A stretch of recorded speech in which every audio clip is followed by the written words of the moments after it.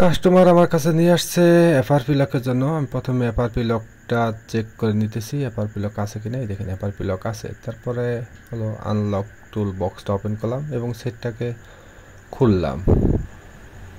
Nut কটা খোলার পরে একটা টেস্ট পয়েন্ট আছে, টেস্ট পয়েন্টটা ধরতে হবে, যার জন্য আনলক টুলেই এই যে দেখেন টেস্ট পয়েন্টটা কোন জায়গায় ধরতে হবে সেটা আসলে দেখিয়ে দিলাম। এই দুটা টেস্ট পয়েন্ট হলো একসাথে ক্লিক করতে হবে, টুইজারটা ধরতে হবে। এফআরপিতে ক্লিক করার পরে টেস্ট পয়েন্ট দুটা ধরলাম এবং ইউএসবি কেবলটা সেটের ভিতর ঢুকাইলাম। এই এফআরপি বাইপাস ডান হয়ে গেল গা।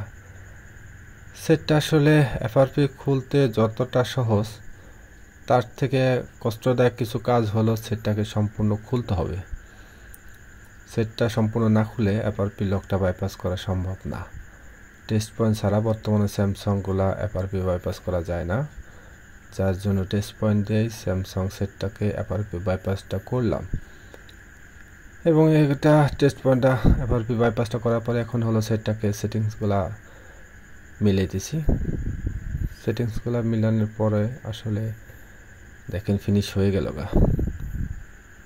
এই যে সেটটা সম্পূর্ণ অন হয়ে গেল, এফআরপি ডান হয়ে গেছে। এখন আপনাকে আমি একটু সেটিংসে দেখাবো সেটের আসলে মডেলটা আসলে কি। এই যে সেটিংসের মধ্যে ঢুকলাম, অ্যাবাউটে গেলাম, এই দেন গ্যালাক্সি A02 মডেল।